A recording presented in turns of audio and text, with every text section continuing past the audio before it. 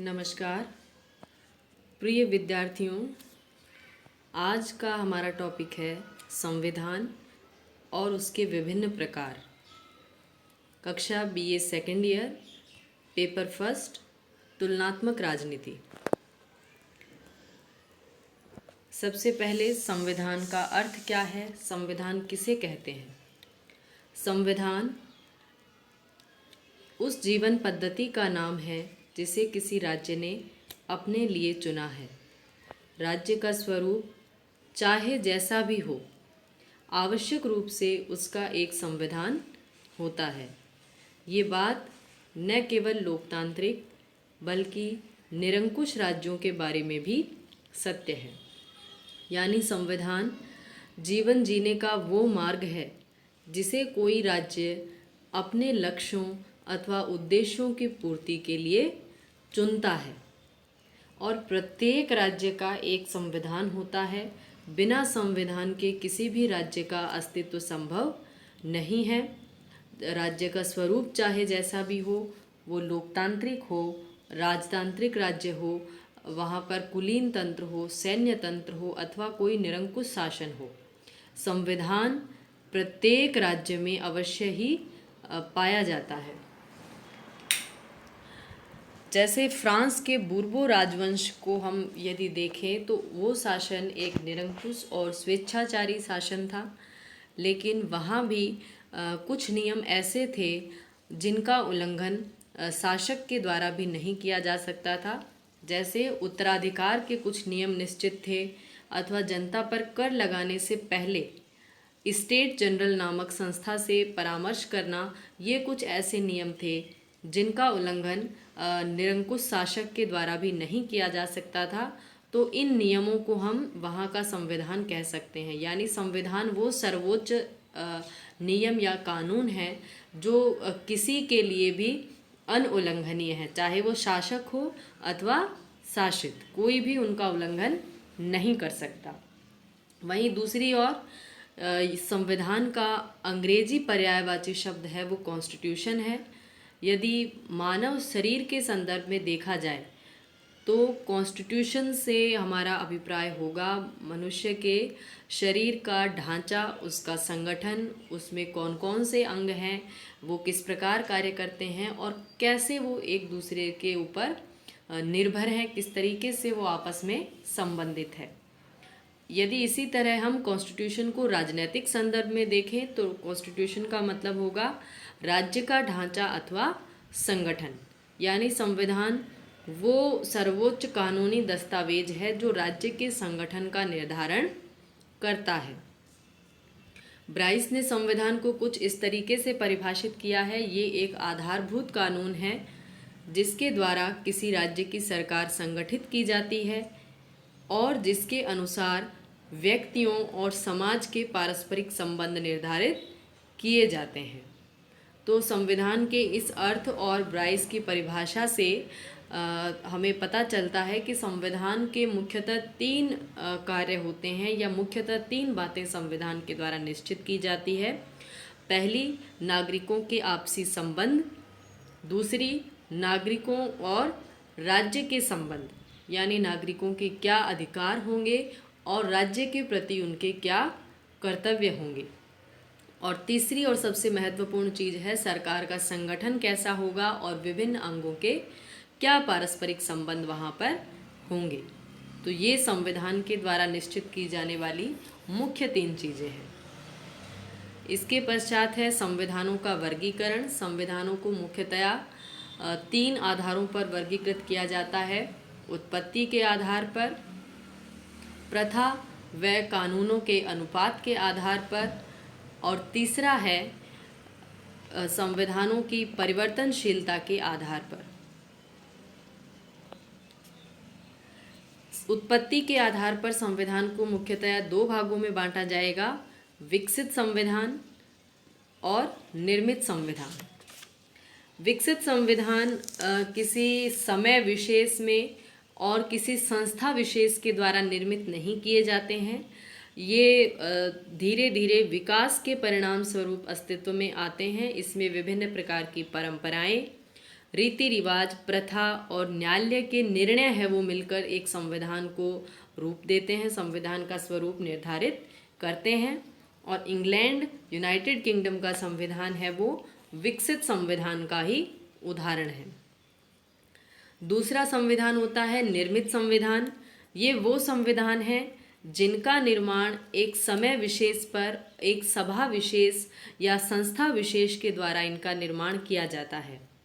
यानी कोई संस्था इस कार्य के लिए उत्तरदायी होती है या कोई संस्था बनाई जाती है कि वो संविधान का निर्माण करेगी। इन संस्थाओं को हम मुख्यतया संविधान सभा का इनको हम जनरली नाम देते हैं।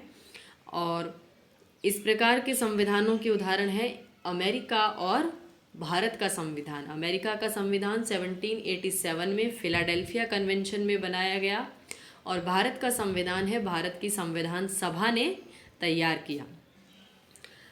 लिखित निर्मित संविधान है वो आवश्यक रूप से लिखित होते हैं। समय विशेष और संस्था विशेष ने कोई कानून बनाया है तो वो उसे अवश्य ही लिपिबद्ध करेगी, उसको लेखबद्ध किया जाएगा। और इसके साथ ही निर्मित संविधान है लिखित होने के कारण इनका स्वरूप थोड़ा कठोर होता है, इनमें संशोधन करना आसान नहीं होता। इसके बाद दूसरा वर्गीकरण का आधार है संविधान में प्रथाओं और कानूनों के अनुपात के आधार पर। प्रथा वो अलिखित नियम है जो धीरे धीरे काम में लेने के कारण या लंबे समय से जिनको काम में यदि लिया जा रहा है तो कानूनी सत्ता वो प्राप्त कर लेते हैं। कानूनों के बराबर ही उनकी शक्तियाँ होती है। और कानून मुख्यतया हम लिखित नियमों को कानून कहते हैं। तो किसी संविधान में कितनी प्रथाएं, परंपराएं हैं और कितने कानून हैं, उनके अनुपात के आधार पर संविधान को दो भागों में बांटा जाता है, अलिखित संविधान और लिखित संविधान। अलिखित संविधान है इसमें प्रथा, परंपरा और न्यायालय के द्वारा दिए गए निर्णयों का महत्व ज़्यादा होता है और उन्हीं के द्वारा संविधान के तीन मुख्य बातें जो हमने ऊपर देखी उन सब का निश्चय किया जाता है। इंग्लैंड का संविधान अलिखित संविधान का उदाहरण है। दूसरी ओर है लिखित संविधान, वो संविधान जिनके अधिकांश कानून हैं वो लिखे हुए होते हैं, लिपिबद्ध होते हैं। लिखित संविधान आवश्यक रूप से निर्मित होते हैं। अमेरिका, फ्रांस और भारत के संविधान लिखित संविधानों के उदाहरण हैं। अब एक चीज़ यहाँ ध्यान देने की है कि कोई भी संविधान ऐसा नहीं हो सकता है जो पूर्णतया लिखित हो अथवा पूर्णतया अलिखित हो। जैसा कि गार्नर ने कहा है कि लिखित और अलिखित संविधानों में भेद केवल मात्रा का है, प्रकार का नहीं। यानी कोई भी ऐसा संविधान संभव नहीं है जो पूर्णतया अलिखित हो। जैसे हम इंग्लैंड के संविधान को अलिखित संविधानों की श्रेणी में गिनते हैं, लेकिन उसमें भी कुछ कानून हैं जिनको लेखबद्ध किया गया है। जैसे 1215 का मैग्ना कार्टा, 1628 का अधिकार पत्र, 88 का अधिकार पत्र, 1947 का भारत स्वतंत्रता अधिनियम, ये सारे कानून जो हैं इंग्लैंड के संविधान में भी इनको लिखा गया है अथवा लिपिबद्ध किया गया है। तो मूल जो इसका राजनीतिक व्यवस्था का संचालन है, विभिन्न अंगों का आपसी संबंध है, वो अलिखित नियमों के द्वारा संचालित होता है। लेकिन कुछ भाग ऐसा है जो इंग्लैंड के संविधान में भी लिखित रूप में हमें मिलता है। दूसरी ओर लिखित संविधानों के उदाहरण यदि हम देखें, अमेरिका का संविधान लिखित संविधानों का सर्वोत्तम उदाहरण है, लेकिन इसमें भी कुछ अलिखित नियम हैं जो शासन संचालन में महत्वपूर्ण स्थान रखते हैं। जैसे अमेरिका के संविधान में राजनीतिक दलों के बारे में कोई चर्चा संविधान में नहीं है, लेकिन 1789 के ही राष्ट्रपति निर्वाचन में 2 राजनीतिक दल अस्तित्व में आए और इन दोनों दलों ने अमेरिका की राजनीति में एक महत्वपूर्ण स्थान प्राप्त कर लिया है। तो कहने का मतलब ये है, कोई भी संविधान पूरी तरह से अलिखित नहीं होता है और कोई भी संविधान पूरी तरह से लिखित नहीं होता है। लिखित और अलिखित का ये केवल भेद जो है केवल मात्रा पर आधारित है। अलिखित संविधानों में प्रथाओं की, परंपराओं की मात्रा ज़्यादा होती है, कानूनों की मात्रा कम होती है। लिखित संविधान में लिपिबद्ध कानूनों की मात्रा ज़्यादा होती है और प्रथाएं और परंपराएं हैं वो कम होती है। इसके बाद है लिखित और अलिखित संविधानों के गुण दोष। अलिखित संविधान है, इनको आसानी से परिवर्तित किया जा सकता है। बदली हुई परिस्थितियों के अनुसार इनको आसानी से हम बदल सकते हैं। इसलिए इस प्रकार के संविधान संकट काल के लिए श्रेष्ठ होते हैं, क्योंकि संकट काल में संविधानों को बदलने की आवश्यकता होती है। और अलिखित संविधान है तो कोई खास प्रोसीजर इसको बदलने के लिए अपनाने की आवश्यकता नहीं होती। और तीसरी चीज़ है क्रांति से रक्षा। लचीलेपन के कारण जनता आवश्यकता अनुसार इनमें परिवर्तन करवाने के लिए शांतिपूर्ण मार्ग है उसको अपनाती है। ये ब्रिटिश संविधान है, इसका जीवंत उदाहरण है। वहीं अलिखित संविधानों के कुछ दोष भी होते हैं। ये संविधान अस्पष्ट, अनिश्चित होते हैं, क्योंकि लिपिबद्ध ना होने के कारण संविधान किस मामले में क्या संविधान का दृष्टिकोण है उसको समझना आसान नहीं होता। इसलिए इनका पालन करना है वो थोड़ा मुश्किल होता है। फिर इस प्रकार के संविधान हैं वो न्यायिक व्याख्या पर अधिक निर्भर करते हैं, इसलिए इन्हें हम न्यायाधीशों के हाथ का खिलौना भी कह सकते हैं। नवीन लोकतंत्र हैं वो अलिखित संविधानों के अयोग्य होते हैं। नए लोकतंत्र जहाँ पर राजनीतिक जागरूकता की कमी होती है, वहाँ पर लोकतांत्रिक परंपराएं अच्छी तरह से स्थापित नहीं होती है, इसलिए हम अलिखित संविधान को नहीं अपना सकते हैं। और संघीय शासन के लिए भी अलिखित संविधान उपयुक्त नहीं होते हैं, क्योंकि संघीय शासन में विधायी कार्यपालिका शक्तियों का बंटवारा दो इकाइयों केंद्र और राज्यों के मध्य इन शक्तियों का बंटवारा किया जाता है। और ये बंटवारा जब तक लिखित नहीं होता है तब तक हम उसको स्पष्ट नहीं कह सकते। एक इकाई दूसरे के क्षेत्र में अतिक्रमण कर सकती है, तो स्पष्ट विभाजन के लिए संविधान को लिखा होना आवश्यक है। तो अलिखित संविधान मुख्यतः एकात्मक राष्ट्रों के लिए ही उपयुक्त कहा जा सकता है। जैसा कि हम जानते हैं ब्रिटेन एक एकात्मक शासन पद्धति वाला देश है और अमेरिका, भारत ये संघीय शासन वाले देश हैं। तो इन देशों में अलिखित संविधान को नहीं अपनाया जा सकता। फिर है लिखित संविधानों के क्या गुण दोष हैं। लिखित संविधान चूँकि लिखे गए हैं इसलिए ये बिल्कुल स्पष्ट और निश्चित हैं। सरलता से इनका पालन हो सकता है, आसानी से इनकी व्याख्या हो सकती है।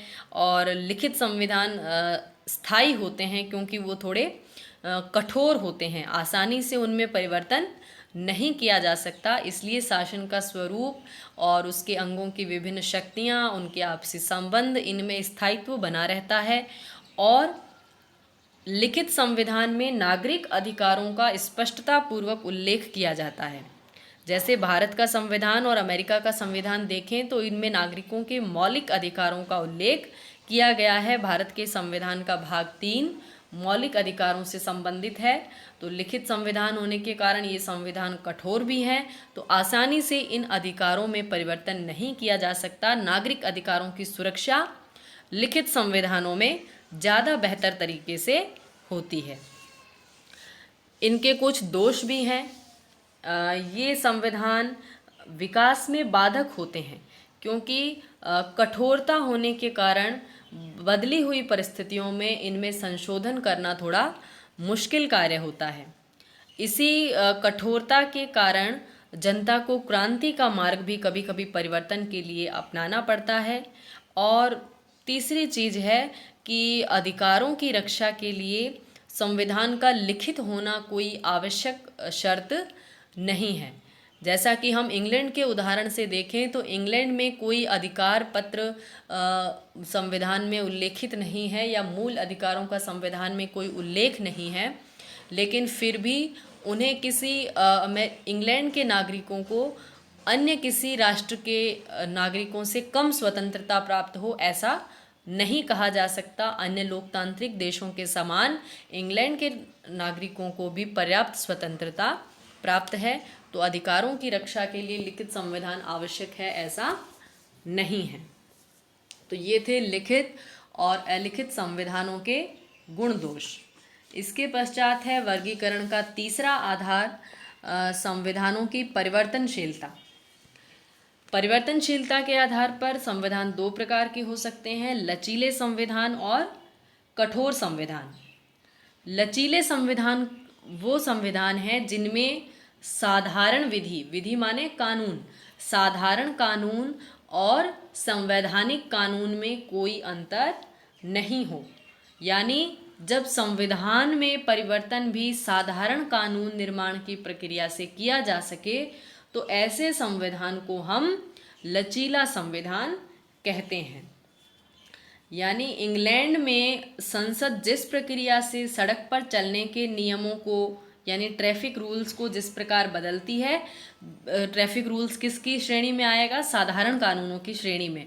या शराबबंदी है, ये साधारण कानूनों की श्रेणी में आएगा। उसी प्रकार इंग्लैंड की संसद किसी संवैधानिक कानून में भी उतनी ही आसानी से परिवर्तन कर सकती है। यानी लचीले संविधानों में साधारण विधि और संवैधानिक विधि में कोई अंतर नहीं किया जा सकता है।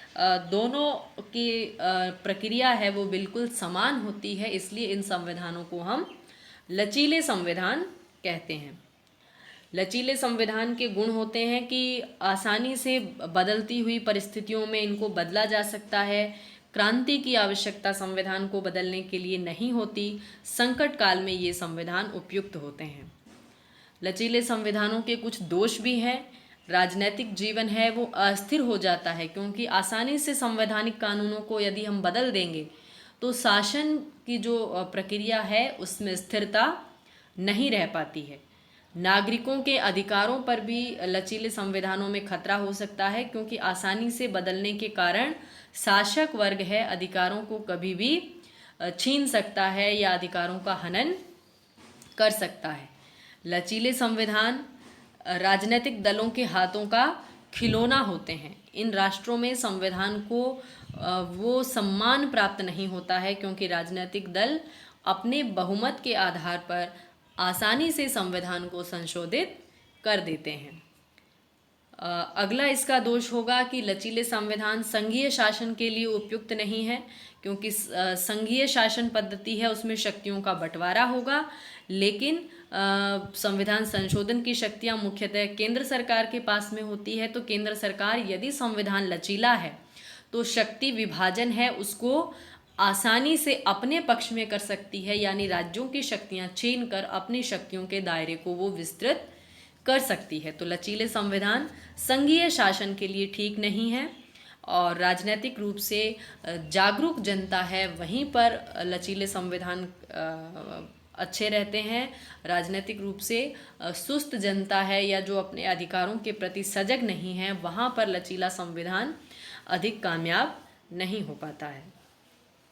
उसके बाद कठोर संविधान किसे कहते हैं? कठोर संविधान की क्या परिभाषा हो सकती है? ये वो संविधान होंगे जिनमें संवैधानिक कानून और साधारण कानून इन दोनों में भेद होता है। जैसे कि भारत का संविधान, भारत के संविधान में संविधान संशोधन की विशेष प्रक्रिया अनुच्छेद 368 के अंदर दी गई है। उसका पालन किए बगैर कोई भी संवैधानिक कानून, संवैधानिक संशोधन है वो पारित नहीं हो सकता। साधारण कानून बनाने के लिए सामान्य बहुमत चाहिए, लेकिन संविधान में संशोधन करने के लिए एक विशेष बहुमत की आवश्यकता होती है। इससे भारत का संविधान है वो कठोर संविधानों की श्रेणी में आ जाता है। यानी वो संविधान कठोर संविधान है जिनमें साधारण कानून और संवैधानिक कानून में भेद है।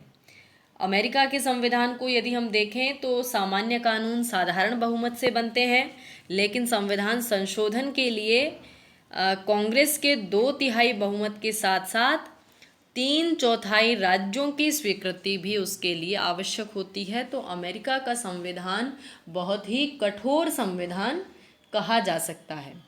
ठीक है, तो अमेरिका का संविधान और भारत का संविधान कठोर संविधानों के उदाहरण हैं। कठोर संविधानों के वही गुण हैं लगभग जो लिखित संविधानों के हैं।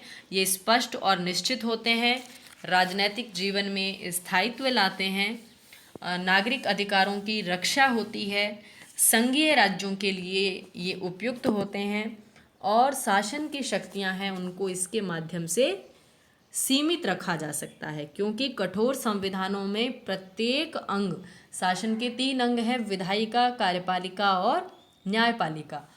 तो कठोर संविधानों में प्रत्येक अंग का अधिकार क्षेत्र कितना है और उसके ऊपर क्या सीमाएं हैं उनका उल्लेख भली भांति किया जाता है, इसलिए शासन को सीमित रख पाते हैं। कठोर संविधानों के दोष हैं, ये विकास में बाधक होते हैं, क्रांति के कारण बनते हैं, संकट काल में उपयोगी नहीं होते। तो ये था संविधानों का विभिन्न आधारों पर वर्गीकरण। और उसके बाद है एक उत्तम संविधान क्या हो सकता है, एक श्रेष्ठ संविधान क्या हो सकता है और उसके अंदर क्या क्या लक्षण होने चाहिए। तो कोई श्रेष्ठ संविधान किन गुणों को अपनाकर किसी संविधान को या किन गुणों को देखकर हम कह सकते हैं कि ये श्रेष्ठ संविधान है, उनकी कुछ सूची इस प्रकार है। पहला, संविधान संक्षिप्त होना चाहिए, ये एक आवश्यक लक्षण है। संविधान है वो देश का सर्वोच्च कानून है, तो उसमें रोजमर्रा की चीज़ों का उल्लेख ना करके केवल मूलभूत बातों का ही वर्णन होना चाहिए। दिन प्रतिदिन की घटनाओं और चीज़ों को शामिल करके संविधान को अनपेक्षित रूप से विस्तार नहीं उसको देना चाहिए। और क्योंकि अधिक विस्तार के कारण बदलती हुई परिस्थितियों में बार बार संशोधन की आवश्यकता पड़ती है। तो अमेरिका का संविधान संक्षिप्त संविधान का एक सर्वश्रेष्ठ उदाहरण है। वहीं भारत का संविधान, जिसमें लगभग 395 अनुच्छेद है, इसकी अत्यधिक विस्तृतता के कारण कई बार आलोचना की जाती है। दूसरा लक्षण है व्यापकता। संविधान को सूक्ष्म होना चाहिए, उसको छोटा होना चाहिए।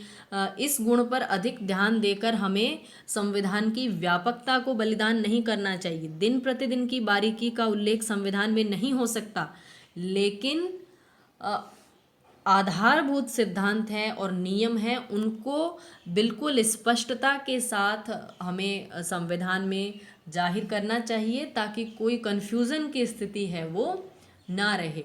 विभिन्न अंगों की क्या शक्तियां हैं, क्या उनके कार्य हैं, क्या सीमाएं हैं, उनका भली भांति उल्लेख होना चाहिए। जैसे अमेरिका के संविधान में मात्र 7 अनुच्छेद हैं और प्रथम 3 अनुच्छेदों में कार्यपालिका, व्यवस्थापिका और न्यायपालिका के गठन का उल्लेख है। तो वो अत्यधिक संक्षिप्त होने के कारण कई बार वहाँ पर कन्फ्यूज़न की स्थिति है वो पैदा होती है। तीसरा गुण होगा संविधान का स्पष्टता और निश्चितता। स्पष्टता और निश्चितता होने से नागरिकों और सरकार दोनों के लिए संविधान का पालन करना आसान हो सकता है। चौथा गुण है संविधान में मौलिक अधिकारों की व्यवस्था अवश्य होनी चाहिए, क्योंकि ये संविधान का एक प्रमुख कार्य है कि वो नागरिकों और राज्य के संबंधों को निर्धारित करे। तो राज्य ने अपने नागरिकों को क्या मौलिक अधिकार दिए हैं, इनका उल्लेख संविधान में होना चाहिए। अन्यथा व्यवस्थापिका और कार्यपालिका इनके साथ मनचाहा बर्ताव कर सकती है, नागरिकों के अधिकारों को छीन सकती है। तो इनका उल्लेख संविधान में कर देने से एक प्रकार की स्पष्टता आ जाती है। स्वतंत्र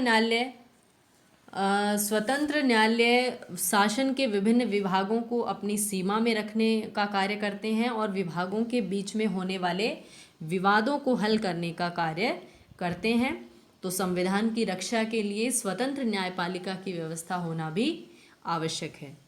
और आखिरी गुण है परिवर्तनशीलता। संविधान जिन परिस्थितियों में बनाया गया है वो परिस्थितियां समय के साथ साथ बदलती रहती है और आगे कैसी परिस्थितियां आने वाली है उनका पूर्व अनुमान कोई भी नहीं कर सकता। या संविधान निर्मात्री सभा है, वो आगे 100-200 वर्षों में क्या परिस्थितियां आने वाली है उनका पूर्व अनुमान करके सारे उपबंध उस समय नहीं कर सकती। तो संविधान में सदैव एक बदलाव की गुंजाइश रखनी चाहिए। मानव विकासशील प्राणी हैं। आर्थिक, सामाजिक और राजनीतिक व्यवस्था में जिस प्रकार परिवर्तन होते जाते हैं, संविधान में भी उसके अनुसार परिवर्तन होना आवश्यक है। इसलिए संविधान में परिवर्तन की गुंजाइश सदैव रहनी चाहिए। तो ये थे एक श्रेष्ठ संविधान के लक्षण। और इसके अगला हमारा टॉपिक होगा संविधानवाद, कॉन्स्टिट्यूशनलिज्म, जो हम आगे के वीडियो में देखेंगे। धन्यवाद।